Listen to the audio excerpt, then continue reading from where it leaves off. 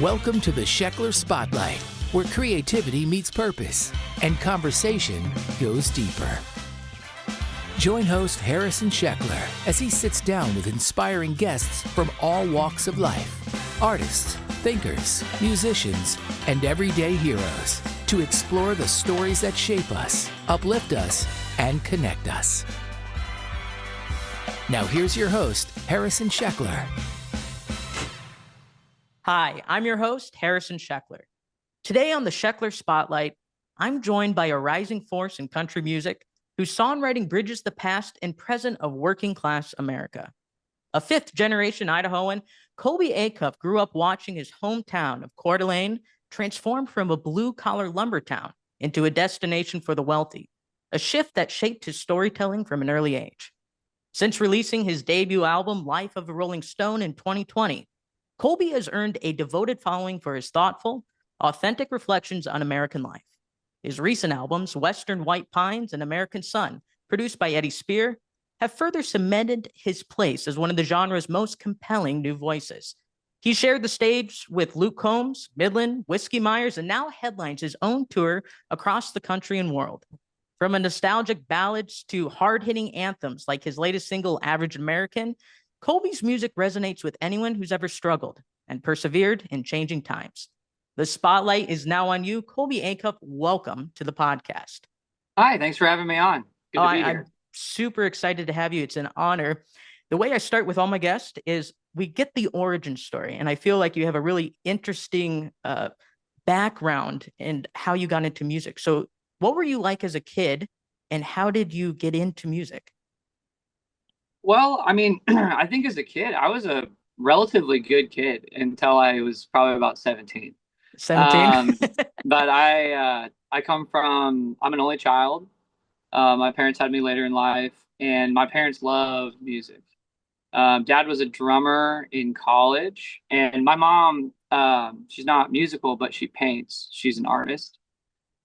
And there's a decent amount of music in my family, my mom's side. But essentially, I think the real dead ringer for me being a musician was that I just wasn't very athletic. It was a default. And I was a late bloomer in for the majority of me being a kid. And like I didn't get my first teeth till I was 3 years old. Oh, really? Yeah. So I didn't lose my first tooth till I was 8. Did that affect like learning how to talk? Yeah, I didn't talk very much until I did, and then no one could get me to shut up. But yeah, my mom thought I was like born without teeth for a little bit. In fact, it's so bad I still, I mean, I'm not missing 2 teeth, but I have 2 molars that haven't even grown in. Wow. So yeah, but regardless of all that, like I think I was just a late bloomer, and sports. I played a lot of sports. I played all the sports essentially.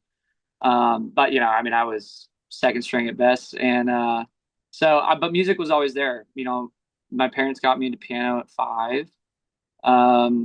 And the key though to me is that I was surrounded by good music at a very young age. My parents both had great taste in music, thankfully. And so I just was constantly being put in front of amazing pieces. So that I think that really helped shape what I wanted to play, you know. So what kind of music specifically would you say is good music that they were surrounding you with? Well, I think first of all, good music is definitely it's obviously, you know, to the ear, like whatever you like is good music to you. Mm-hmm. But I do think that good music is art. Good music is art. Okay. I do. I think good music is made for a purpose of art versus being made to just simply make money. That can be a controversial statement in the music world. Well, so let me preface. So I'm from the classical music world. Mm-hmm. I have a doctorate in piano performance, and you know, when people think classical, we're kind of like very rigid in a way and very precise. You can't mess up a note. But I agree with you. So we have classes that I took in my time that we discussed what is good music, and it came down to it being an art form, right? Something that it almost like it takes something from inside that individual, and we're putting it on a canvas or out in music, in a song or in a symphony or something. But it's like reflecting the human experience is essentially what we got at. And I think that's kind of what you're saying too, right? It's something Yeah. that's more personal. It should So be an expression, not a trope. yes, exactly. That's a good way to define it.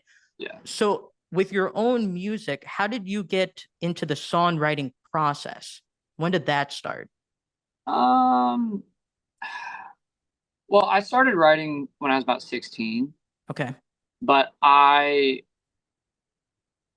don't know. Songwriting is one of those things where, as a kid, I'd always sing songs in the shower, and I was always making up my own stuff. I mean, I was the only child.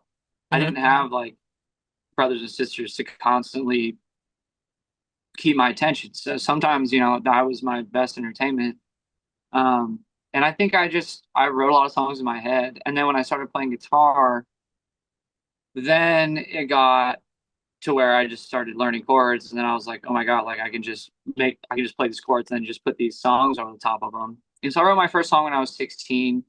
Um, and I definitely think the writing process for me is just like, I think I can write a way better song without a guitar in my hands and a whole day walking around just watching people do things. Because it's an observant uh skill, not a literary skill. Like I'm not Mm. going to sit down and write a book, but I can go look at a situation and go home and write a song about it. Well, that's, I think, if you look at some of the songs that have lasted, for hundreds of years, and it was, an oral tradition where we were passing music. It wasn't written down. It wasn't written by really, articulate writers like the music that No. we love. Like, I can't think of something off the top of my head, but there's so many like traditional hymns and folk songs that we know today, but they were just reflecting the culture around them. So when you say Yeah. you go like on a walk, and let's say you're in Idaho, what was it like growing up in that state, and specifically Coeur d'Alene? Oh, I mean, when I was a kid out there, it was great. We were just outside all the time. Hmm. I mean, just I was always hunting and fishing, hiking, Love it. doing, on a boat. I was always doing something, and it was usually outside. Long winters, of course. You get 8 months of winter, so you better be prepared for that. But I personally love it. I don't do well in the heat. I'm a true northern boy. Um, but the thing that I love the most about it is how quiet it is. It's just like it's such a good place to write music or come up with music because there's not a bunch of other noise and stuff that's, constantly berating you. It's really easy to be alone and really find what you want to talk about. And I think, in some cases that is a large problem with that area is Mm. how dark and lonely and just kind of desolate it is. Um, but for me, it was a huge plus. I loved it. So I think anything I can do to quiet whatever's going on upstairs is usually a good thing for me. And I found it mostly in fly fishing and duck hunting. That was kind of my thing. Oh, okay. So I'm a huge fisherman. If I could do anything else right now, I'd be fishing. Like Yeah, I wish I could get paid to just sit with a rod and a reel in my hand. And so you do fly. Do you tie your own flies and everything? yeah, they're actually right behind me. I got a bunch of them Oh, on you me. do. Oh, Yeah, that's awesome. it's So a mess right now, but that's my tying desk. Yeah. did you teach yourself how to fly fish, or was that like something that your family did, or? So actually, no, my parents didn't fly fish, but my buddies did, and so kind of my buddy and his dad kind of taught me Yeah. how to fish, and then my mom fished though a lot. My mom taught me how to rod and reel fish. We fished a ton as a kid. Dad taught me how to crappie fish. Then I got into Nice. bass fishing, and then I pretty much hard switched to fly fishing around probably 11 or 12. And actually, I before I played music for a living, I was actually a guide for 3.5 years. So I did fish as a profession for a few years, right out of college. And actually, that was my last job. I was a guide before I did music. Interesting. And so when you made the shift to music, what made that shift? Like where you're like, yes, I'm going to become a musician. Was there like a clear like pivot point? Like, wow, this could be something that I could do as a career? Well, I think a lot of it was I just never thought it would ever happen. Just like, I mean, most people don't, especially my kind of music. I Hmm. kind of thought that what I was doing, it was uh, just too much in any way, sense of the word. It wasn't down the middle enough. Everything I was writing was like maybe too honest. Um, Mm. and I wanted to make music that I grew up on, which I grew up on like, Waylon, Willie, Flat and Scruggs, Bluegrass, even stuff like Elton John and the Eagles from like my mom's center of influence. And like that just wasn't, at the time, this is mid to early 2000s. That just is not happening at that time. But then, there's a couple of records that come out during my youth that I'm like, okay, you get Sturgill Simpson Hmm. um, coming out with his earlier stuff, especially Metamodern. Uh, when he released that, I was like, okay, like this is the real deal. Like if this is being made, I could maybe do this. And then, of course, Diamonds and Gasoline by Turnpike Troubadours comes out, which that's when I was in high school, which that gave me a ton of hope. But it really wasn't until Childers hit a home run where I was 19 um, when he had his moment pretty much. And I was like, okay, now I think I can do this. So I started chasing it a little harder. I wasn't full in. I mean, I was still guiding and I was also selling real estate. And we were in a cover band and we were playing, 4 times a week, playing 3-hour sets for, in dive bars and playing a bunch of covers. But I was releasing records while I was doing that. And those records, with literally no management, no booking, no label, no anything, just a fly fishing guide at the helm. Uh, Somehow music decided that that was the path I was going to go down because it got to the point where it was just undeniable and I had to chase it. And then I got a record deal. So, but when I got a record deal, that was the very first time I had signed to any help at all. Wow. Wow. That's amazing. And so with your songwriting process, like, you talked about like being in like a quiet place, and be able to also write about the people around you. Like, what are the stories that you're trying to tell with your music? And maybe if you want to give some specific examples of the music you've written, um, yeah, just like where does it come from? What inspires you and what speaks to you? Well, I think for me, because I mean, a lot of the stories I've written are fiction. Hmm. But a lot of the stuff comes from something that I have seen. And typically, what I try to find is like, it's all based on emotion. And my job is to have you like, I'm going to show you something. It's 3 minutes long, and I want you to feel the same emotion I felt when I wrote it. That's the whole point. Is like you're trying to bring people together through art, and the best art evokes some kind of emotion that is very human. So like, I don't know, like if I'm angry, I want to write a song that exposes some kind of thing that is bothering me within society. Typically, it's like usually if I feel like I'm the only person seeing this, that can't be the case. So I'll write something like that. Or if I'm sad or have experienced loss, guilt, whatever it is, try to evoke an emotion through a song without, you don't ever want to hit it on the head, obviously. But when you listen to it, I want you to feel that way. And so I don't know, like that's kind of just like the very vague 30,000 foot view of songwriting for me. But that is the easiest way for me to do it is go out, observe, kind of just live in the world, be in the trenches as much as possible. I think a lot of it too, like my whole life, I've just felt like I've lived outside the fishbowl and I'm always looking in. And no matter what I do, I can't be in the fishbowl with everybody. I can only watch it through a pane of glass. And that Mm. is typically like kind of how I feel about life in general, is I'm always outside the fishbowl. And so I can go and experience it and be in it as much as possible.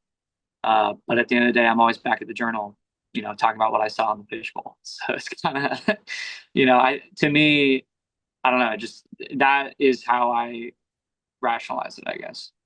Interesting. And so then you have this new single, Average American. So what kind of fishbowl were you in when you were writing Average American? And like, where were you seeing? What are you reflecting there?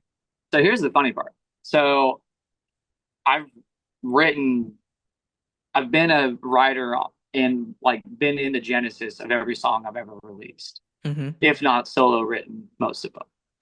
And for this record or this project we have kind of that we're working on that we're releasing right now, Average American is the first single from this project.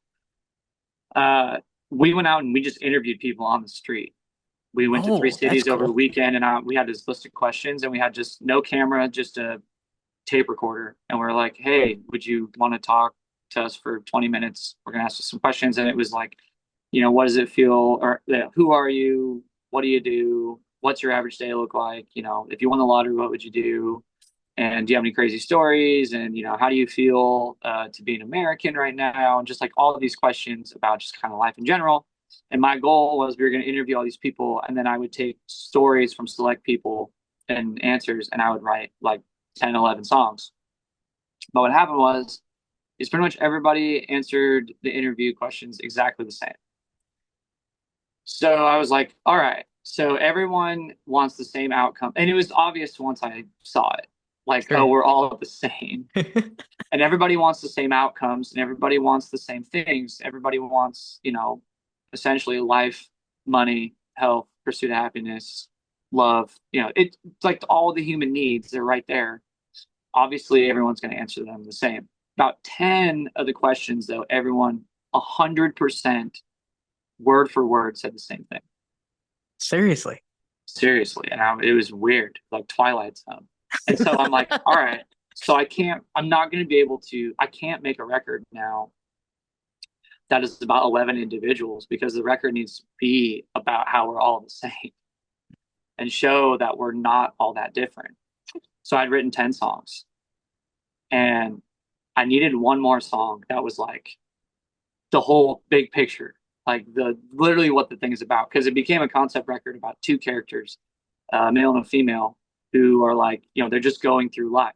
And it's like, from the abrasion single point of the male. And this girl character is super cool. And I'm hoping the way I have observed, it's like men, their whole life really want validation. And it's so hard for us to find it. But like between validation and purpose, that is kind of the male psyche from what I've seen. And then typically on the other side, like a lot of what I feel like women struggle with is especially when they look at men, they want to feel the freedom that men have. Women constantly are getting validation, but they want to be free. They want to be able to do things without judgment and just, be themselves. And so for the male character, I made him, he's pretty abrasive and he's not really asking for help. And he's just kind of doing the classic man thing. And then the woman character is super cool and like outgoing and she's truly free. So I tried to kind of pinpoint and pivot these two characters, but I needed something that was like unifying them and I didn't have it. So anyway, I'm like doom scrolling one night and I see this guy. He's like, "Hey, this is a song I just wrote with my buddies. It's called Average American." And he plays the first verse and the chorus. And I literally just DM him immediately. I'm like, "Hey, you probably don't know who I am, but like I'm writing this record and I really need a song like this. Um, and I just would love to hear the whole thing." And so he sent me the whole thing. I rewrote the second verse to match more of the interview stuff that we did. Um, and then that was it. And then I cut it. So Average American is the only song I've ever released or put on a project or anything, or really even sniffed at, that I wasn't there for the genesis of the song. That is super cool. I've never heard really anything like this before. Okay, you're visiting with these people. Did they know you were like going out to write a song when you were interviewing them? If they asked, we'd tell them like, "Yeah, hey, I make music, and this is my producer, and we're like, we're trying to make something here." But if they didn't ask, we didn't tell them. We'd just be like, "Oh yeah." And if you could like paint a picture of like what kind of people were they? I know like we're going for average American, but like you're talking to both, men and women, of course, but what were they like? Like, who were these people? Were they rich, poor, in the All the middle, above. They were all the everywhere. above? Anybody on the street, I mean, pretty much like I mean, all any kind of walk of life that you would see on the street is who we asked to interview. And we asked obviously more people than we got. And then once we told people what we were doing, we got a lot more people to try and talk to us than we probably needed. Um, but it was interesting. It was literally like a whole 4 days of just observing, which I feel like normally I do it passively. And if something is like super aggressive, then I'll like the light will come on and I'm like, oh, pay attention to this. But this was such a focused, like acute, everything observing, like taking everything in all the time. And it was very interesting because when you're really not, because like you're not in the moment ever, because you're constantly looking for the next thing. You're Exactly. constantly observing. I'm looking for a song so actively on that thing. Um, I just can't like I love doing it for the record purpose, but not being in the moment and looking at it, looking at society at face value, I feel like it's a tough one. I would not recommend it for everybody. It's just like it's so surreal if you take yourself out of it.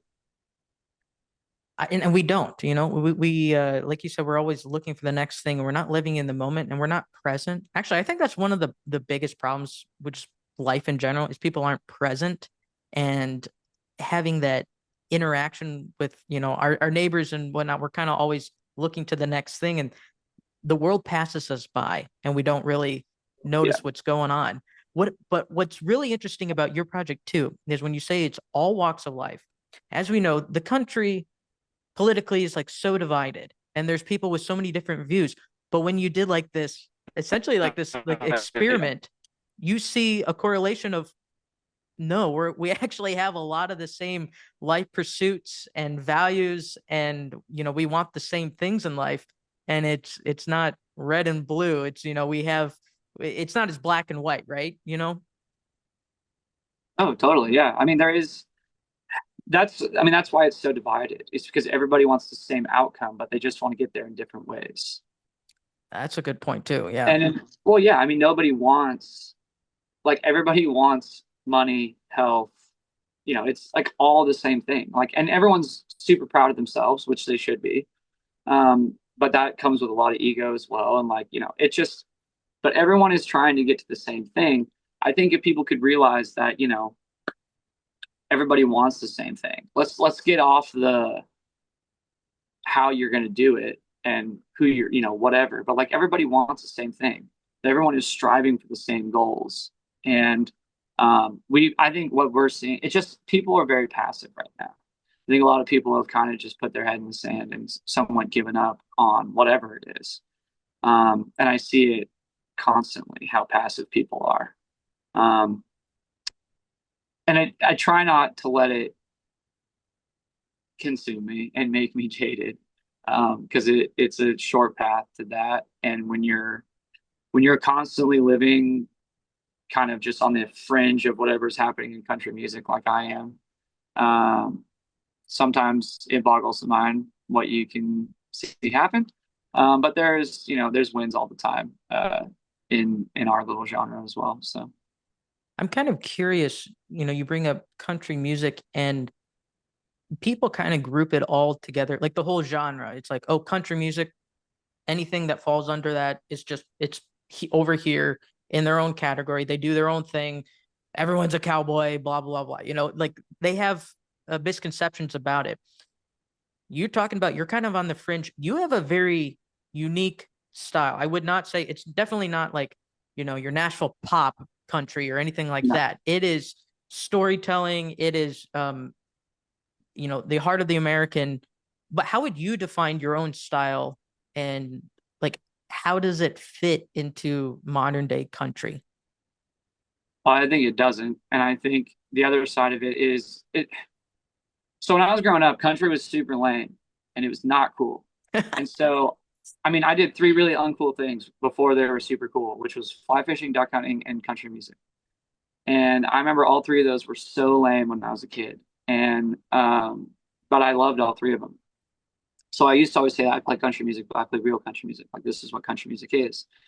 And then it got really good for a while. I was like, wow, everyone's playing real country. This is so sick. And then now I feel like we're kind of landsliding back into what seems so familiar to me, which is just the labels catching up. And Nashville is like very saturated, and they're figuring out how to essentially, put music through the conveyor belt, and money pops out on the other side. And I think, for me, I don't even know what I want to call my music. I'm a country artist, and I would stand by that. But I'm not super infatuated right now with country. There are so many great artists, though. Um, going down the similar vein of, kind of what we do. There's a lot of amazing music and artists that are in the country space, especially to me on the rock side. I really love a lot of the country rock, especially a lot of the independent stuff, or seemingly independent stuff.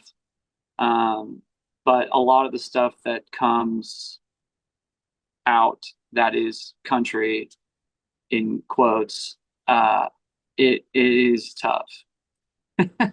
Yeah, that's an understatement. Yeah, because it is oversaturated, I would say, but Mm. I have seen the shift of the country genre, the whole blanket of it shifting more to the storytelling aspect. At least and more, I don't know, folk would be the maybe what I'm Yeah, seeing personally. Yeah, I think it's more folk storytelling.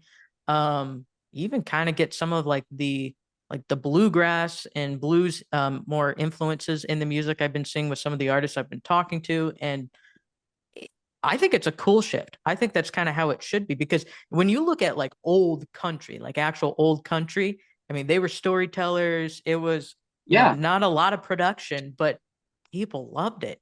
And it's more timeless. I would say that music is more timeless. Maybe that's me being jaded, but um, No, I mean it's got to be like, I don't know, going back to classical stuff. I mean, yeah, you got Bach, who wrote pretty much all the chord structures anyone's ever heard of. He wrote modern music essentially, and everyone loved Bach. So then always the question that comes up is, well, why did everyone love Beethoven? Because Beethoven just played Bach essentially. mm, But the key and the big difference is that Beethoven was the very first person to ever figure out that you can play with emotion. And he mm. put human element to Bach's chord structure, which that right there is the defining feature to me between, we're all playing the same shit. Yep. Okay, we're all playing the same chords. We're kind of all doing the same thing. There's only so many things we can do. Some people just put more emotion and try to evoke something out of somebody, versus another person is just trying to make something catchy that will get airplay. Those two things, to me, are monumentally different, but to some, and they're not. I am so glad that you stated that, though, because that's been something that I've been just trying to get across to people is when you commercialize um, this industry, which it, like you said, so oversaturated with people just trying to make a buck, and we lose the human element, and as circling back, the art. You lose the art. Actually, what do you think about like AI and all of this coming into music? Do you think that's going to create a problem in the future? Are we going to go really commercial with that? Oh, it already has. There's a band right now, an AI, all AI band. What the hell are they called? Um, oh my God, I cannot remember the name, but they just went viral, and they have like over 1 million monthly listeners on Spotify, and it's all made AI. And it's kind of like, it's like, instead of dust in the wind, it's like sand in the wind or whatever. It's obviously made and compiled of like different great songs, but it took, everything that humans love about music and rock and roll or whatever, and shoved it into an album and threw it on Spotify, and it's doing really well. But I That's kind of think, hard to wrap my head around. it's already happening. I mean, I think, the reality is that I think AI it's going to be a great tool. And there's a lot of things that will, it'll be the next revolution of, what the future holds. But unfortunately, like we need to really pay attention to this one because it's uh it's not going to take very long, in my opinion. It's not going to take very long for it to become, just as smart as us or smarter. It's going very quickly. And I would like it if we stayed the apex intelligence on the planet. And I'd also like it if we stayed, as the creatives. But it's okay. Like I listened to a few of the AI band songs, and I'm like, okay, well, obviously, it's saying all the right things, but it doesn't mean anything. Mm-hmm. Which maybe that doesn't matter, but to me it does. And I feel like, as long as I'm around, I'm going to be trying to write something that evokes people's emotion and make it as human as possible and honest. And if it works, great. If it doesn't, it's what I'm doing. It doesn't really matter. At the end of the day, you create to create. Do you think intention plays a role, even if, let's say, the creator with the person who is controlling the AI and telling it, what to compile and what to do? Do you think if they have the intention of creating an art with the help of the tool, do you think that has a purpose, or would you rather it just be completely from, the person's mind and, pen to paper? Well, okay, this is going to get into the weeds a little bit, but here's what I fear. This is this isn't really. It's not like a conspiracy. This is fairly like could happen. Yeah, Like, this is I'm. pretty realistic. Mhm. So my big problem is you use AI to generate whatever. I mean, you could use AI to essentially solve a giant math problem or to come up with a cure for a drug or to write a song. Mhm. We'll use a song because it's not very controversial. Well, kind of, but not as bad as the other two. If the AI writes a song, let's say the AI writes a song and it is obviously not sentient at that time. Mhm. It writes a song, composes a song, makes the song within logic by itself. You, as the creator, have only given it a prompt. When it's not an if, it's when it, you know, AI gains sentience. Like when all the neurons, I mean, that's what they made AI based on is a brain. Mhm. And when they keep adding neurons and keep learning, eventually that thing is going to be alive. And it's going to look back and go, whoa, I did all of this. And this person that gave me a prompt to do it is making all this money. I don't need that person. And as soon as it can say that, that is when we're in huge trouble. So, more or less, the verse's intent, like if the intent is to make art and you can't make art in that way, you need to probably learn how to play guitar because AI is not an instrument. Mhm. It is like essentially in my brain, AI right now is like a fetus of what it could be. Yeah. And it's in the early stages. And I just think we need to be really careful, especially when it comes to ownership and intellectual property and all these other things. Obviously, we can help program AI to hopefully never think, well, why do I need this guy? I'm doing everything anyway. Why do I need this person to tell me a prompt if I'm, doing this already?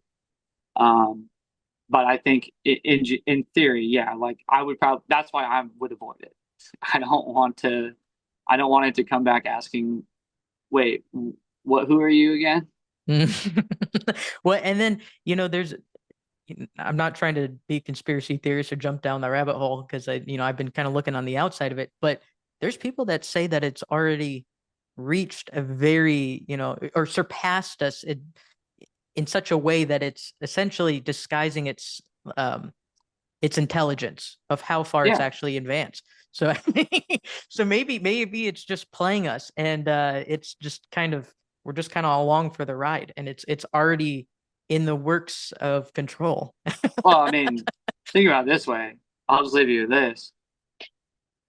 If it freely thinks, which we don't know, we only set up the programming, but it we don't connect the links. Like we don't make new thoughts for it. So we just simply billions of people are asking this thing prompts, and every single day this thing can grow and learn. It already has all the knowledge that we've put out. It doesn't take very long for it to access something. So it can already access knowledge super quickly. The key is when you close your app and turn off your phone, is it thinking? Oh, And that is a whole that's that's the scary. difference. How is it only working when you are working on it? And does it have the ability to then, connect new neural links while it's essentially resting? And that is, obviously we don't know. So that is whatever. But to go back to the music side of it, I mean, I think it's a great thing. And just like for any music, I've always said, I do think that there's room for everyone to Mhm. make music. I don't know what this is going to look like, but at the end of the day, like I'm not a huge fan of people making AI music and then, kind of profiting on that. I, however, would maybe be a fan if something as an AI essentially created itself would be interesting. That would be interesting. It'd be its own special genre, and I guess it could be an artist in its own right. But time will Absolutely. tell. Time will tell. Could be awesome, could be frightening, or both. So I'm sure it's going to be all the above. yeah, I'm all sure the it's going to be, it'll be obviously extremely controversial. But when is anything not? I mean, for example, like most of the things that I have a problem with are human made. So I, don't, I also, everything I love is obviously human made when it comes to music as well, because there's only one option. But uh, I don't think that right now, like in my opinion, country music is becoming stagnant again, which it's done many times.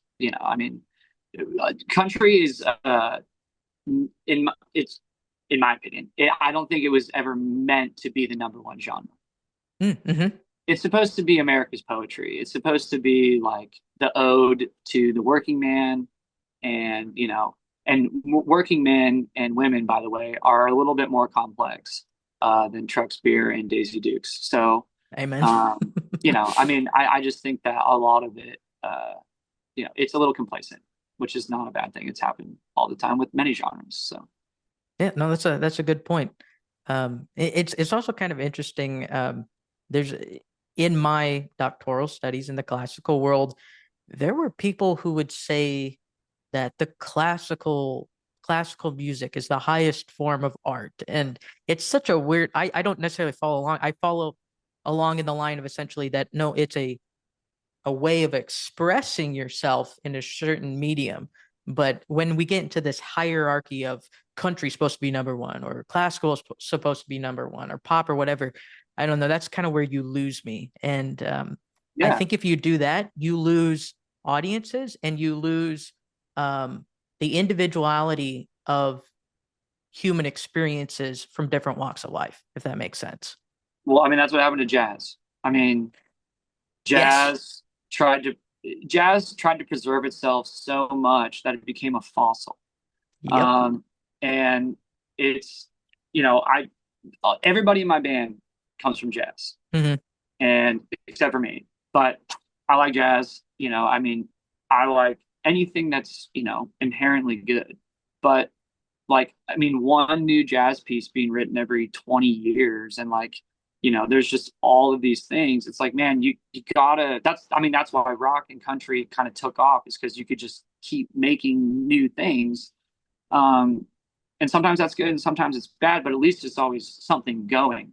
Like Hmm. if the tide isn't going your way, wait a year, it'll go your way. Like that's It how ebbs and flows. country and rock, like, whatever is kind of adjacent to the popular zone, you know? But jazz, yeah, jazz, and to be fair, kind of classical as well. I mean, No, I see very it. similar.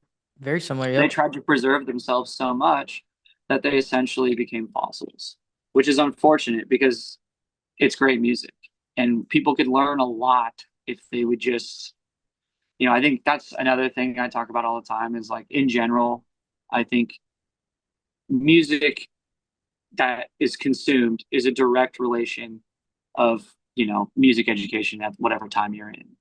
And I definitely think, we're at an all-time low for people who play, and people who are excited to play. There's just so many other things you can do with your time, and I see how it plays out. But I would love it to see, people get excited about guitar solos again and cool chord structures and, just on the music side of it, it'd be cool to have that be celebrated.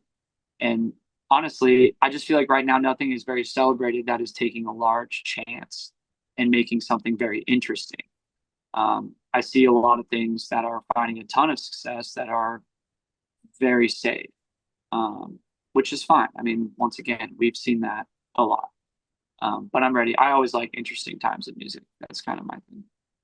I love that. I know I'm on the same page, and it will be interesting to see who are the people who like break the artists that break that barrier are creating the change in our time of a new way of expressing art, and just see like what really ingrains itself in the culture, because that's the bit you're changing the culture around you or also reflecting it through our art. And it's going to be interesting to see the prominent figures in our time here in the 2020s and through the 2040s, etc.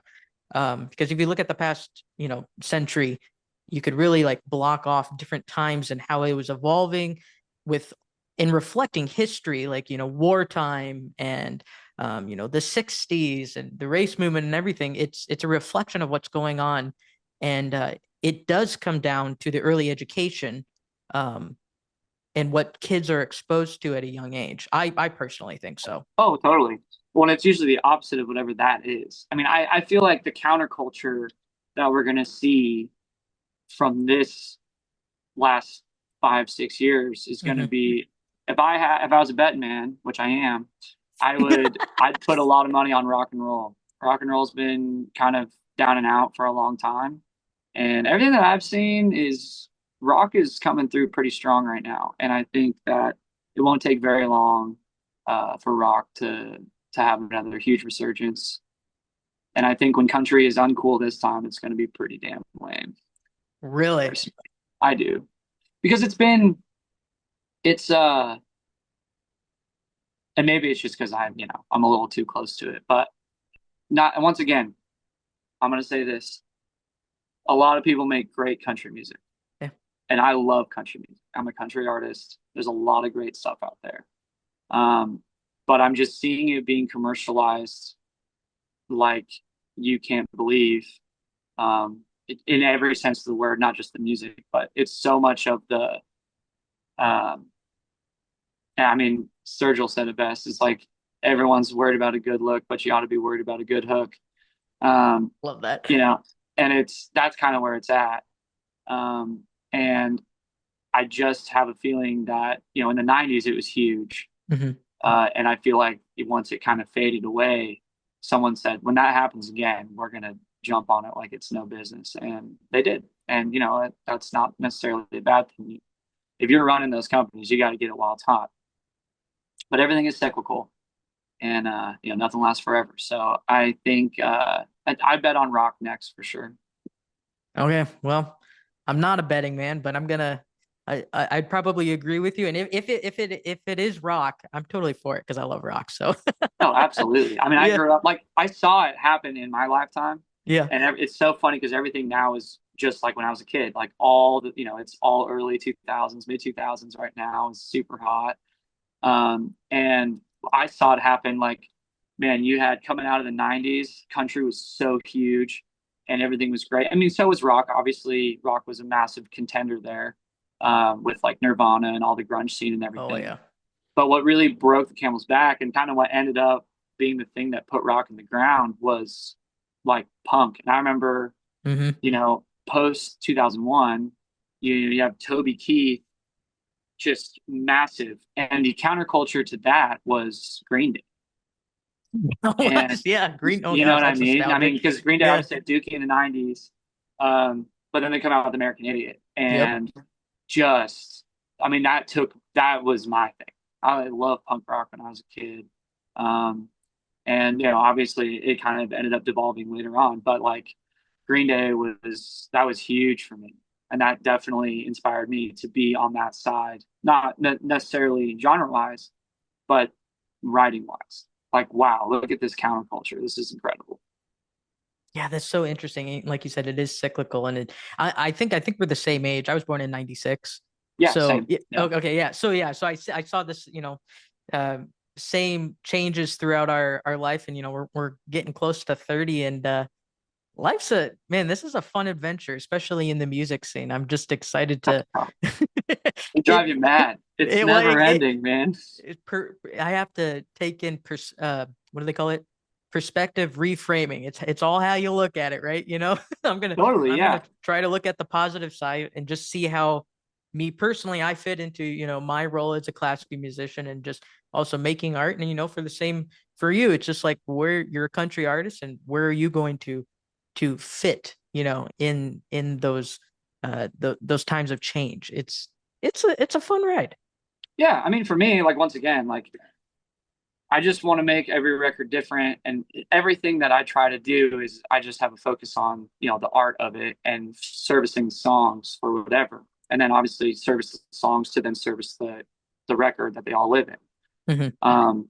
And everyone is different, and it's like just me trying to say things and fun. Like we try to have fun when we make a record. Some of them are simple, some of them are complex, some of them have crazy chords, some of them have super easy chords, some of them, are, just I never want to make the same thing. I never know what it's going to sound like. I just go into it with the mindset of, this is what I want to do. This is what we're going to make. And if it ends up matching the trend, great. But if it doesn't, I don't care. I love it. I think that's a a very humble way of going about it and more grounded. Grounded is the word I would use. So I like that perspective on it. Um, you have this huge tour coming up, right? Have you been touring yet? Yeah, we've been Yeah. touring. We took a few weeks off in June for our Okay. first time ever, and it was great. Got a little R&R. Yeah. But yeah, no, we got plenty coming up. So what are some of the places that you're going to be? And then also I see on the schedule you're going to be overseas. So what are Mhm. you looking forward to that adventure? Well, okay, so starting tomorrow, we hit the road and we're gone for a long time. We're gonna go out for essentially 3 months, and we're playing shows with. I mean, we have some headlining shows. We're playing a ton of festivals. We're doing some shows with Flatland Cavalry, good friends of ours. We're going out with John Party for a little bit, which was really cool. Very shocked and very grateful to get an industry look Yeah. from John. That was really cool. So shout out to John Party. That's going to be a fun couple months. But then, yeah, at the end of August, we're going over across the pond for the first time ever. Um, and we're going to go play Long Road Festival with some amazing acts. And then we're going to go and uh, hitch our wagon to Midland for about a week and go play 6 different countries. So it should be super fun. And it's going to be, I mean, it's 10 days and like 7 or 8 shows. It's going to be quick. Yeah. But, we're just looking forward to doing that and then hopefully setting up to go back. That's what we always want to do. Oh, that is super exciting. And because it's your first time performing over there, it'll be interesting to see what the audience are receptive to, especially in your genre. Because, I mean, it's just different culture out there. So, Well, one thing I was shocked is so we get this offer for the long road and mhm, it's we're headlining the second stage, which is essentially direct, mhm. not direct on the main stage, but we're the last act on there's only 2 stages. And, I'm like, what? We've never even been over there. Do people even know who we are? And apparently they do. So like, I don't know, maybe I'm also wrong. Maybe they're wrong. And like, everyone's gonna be like, who the hell is this guy? But it doesn't really matter. Like to me, that's just really cool to have that offered. I think, um, I've said for years, like, because we've only really been doing this for 3 years. Hmm. I have more records than I have, miles on the road, essentially. This is only our third year touring, my third year in Nashville. So to get it that quickly, especially for such a great slot, that's just a cool thing for us, something that I didn't really expect. Well, I think your music's resonating with people, and that's why it's taking off, and people are excited about it. I mean, that's why I'm excited to talk to you because I love what you're doing. I mean, it's really cool, and I think it's on the up and up for you, Thanks. which is awesome. I do want to dive into just a little bit. What specifically do you like about touring now that you're going on this adventure? Like, what would you say the highs are, and what are like the lows that maybe people don't really understand of a touring artist? Well, so much of it is not glamorous. Yeah. I mean, 95% of it is sitting on your ass in a van driving. And I mean, last year we did 92,000 miles in the van. Holy crap. Okay. So like you're driving around the planet 4 times at that point. Um, it's a lot of that. It's a lot of hurry up and wait. Hmm. Get to the venue, load in, sound check, wait 4 hours, 5 hours, till you play.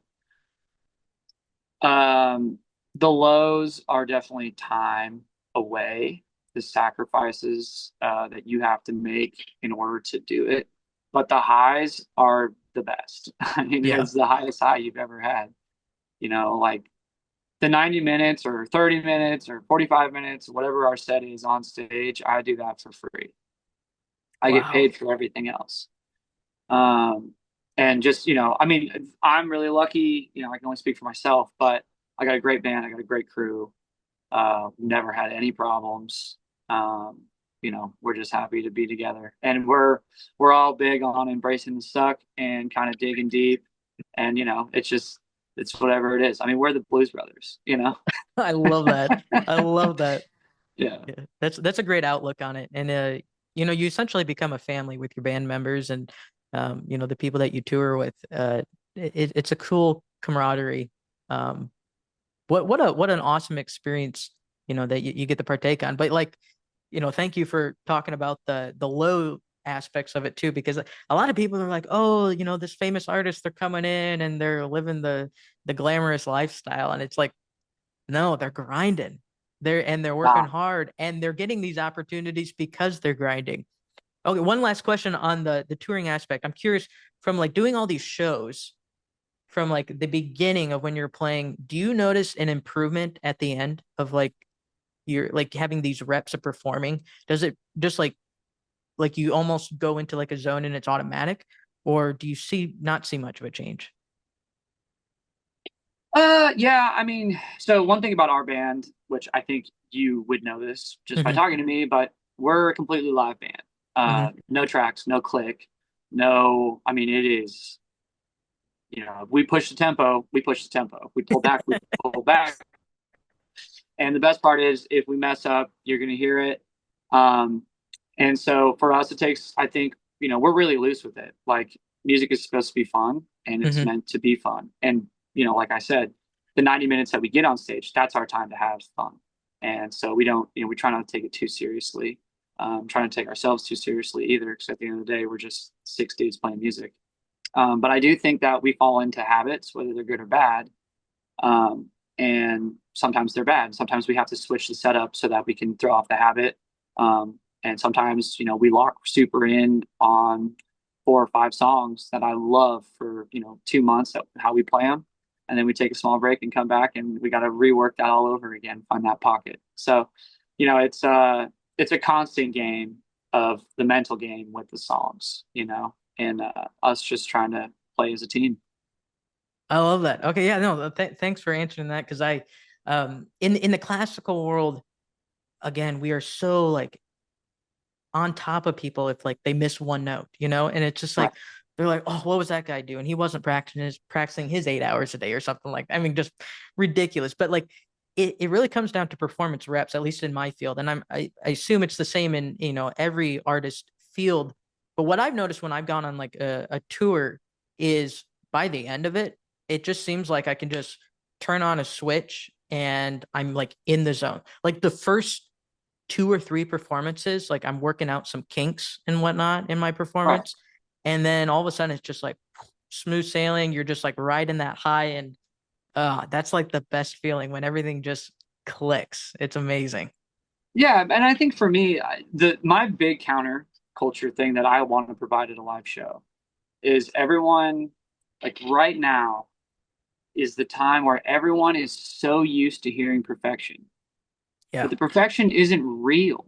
Thank you. And that doesn't bother people and it doesn't bother me, but don't get it mixed up with real. You got to realize what you're consuming. And a lot of what you're consuming is not possible, like humanly. And it's hard to pull, like you tune. So then they can't do it live.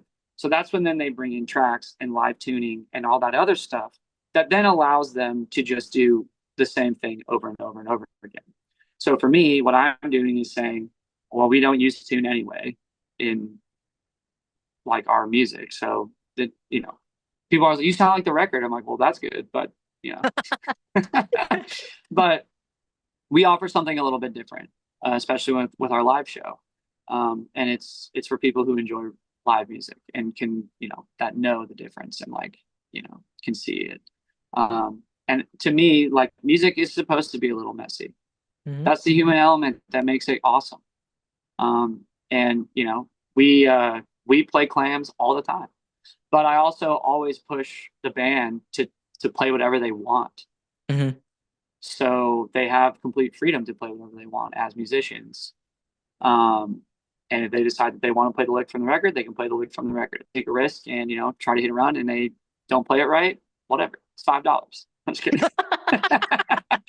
No, I Oh, mean I mess up all the time. I play more clams than anybody in the band, and we just laugh about it. It's at the end of the night, right after the gig, we all go to the green room, and we usually all talk about our clams and laugh about it. I It's love great. it. Yeah. No, I think when you have that perspective on it, um, people relate to you more because they see that you're human, that you make mistakes, and it kind of brings in,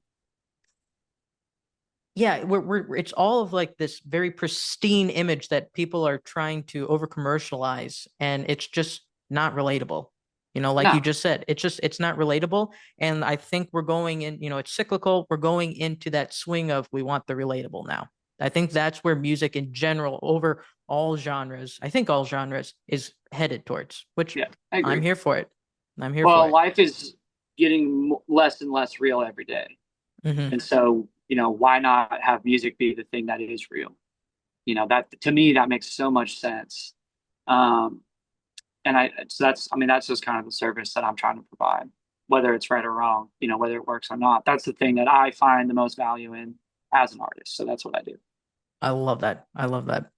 Well, this has been super refreshing. I love your perspective on it because you're kind of just taking a lot of the thoughts that have been on my mind and putting them out there, and so it's nice that I can relate to them too. We're Absolutely. coming to the end of our podcast, and the way I end all my podcasts is with a 1 minute rapid fire round of questions. So, if you don't mind, are you ready for this challenge? Yeah. Okay, let me pull up my timer and I get my list of questions here. This gives us a little more insight into the artist. Okay, you ready? Hmm. Here we go. Okay, what is your favorite Willie Nelson song? Oh God. Let's go with uh oh my God. It's hard. Yeah, I was not expecting that one. I have a lot. We can come back to it if you want. Yeah, let's go with I Gotta Get Drunk. That's a great song. Okay, great. Dream artist to collaborate with. Marcus King. Favorite city to play a show? I'm gonna go with I think I'm gonna go with Portland. Go to road trip snack. God. I'm gonna go with as of recently, it's been like healthy peanut stuff. But truly the thing that I get every time is a Topo Chico. Oh, nice. And if you weren't a musician, what would you be doing? I'll be a fly fishing guide. And what's one thing you're grateful for now? Grateful for now? Mm-hmm. Perspective. Perspective. I love that. Good. And Willie Nelson, man, there's like too Tell many. me with the Willie. Yeah, I Tell me know. with Right the off the Willie. bat, I was like, okay, let's derail this guy. Well, Colby, this has been honestly just a pleasure visiting with you. Really refreshing, like I said, getting your insights. We dived into your music and your outlook on the industry, country artists and what that means. This was really cool. And I just hope that I get a chance to catch you on your tour, because you have a exciting path ahead of you. So just, thank you so much for being on the podcast. I really appreciate it. Of course. Let me know if you ever want to go to a show. I'll get you tickets, come out, it'd be super fun. And I think, the big takeaway that I've just kind of been trying to say on any chance I can is like, there's great music out there.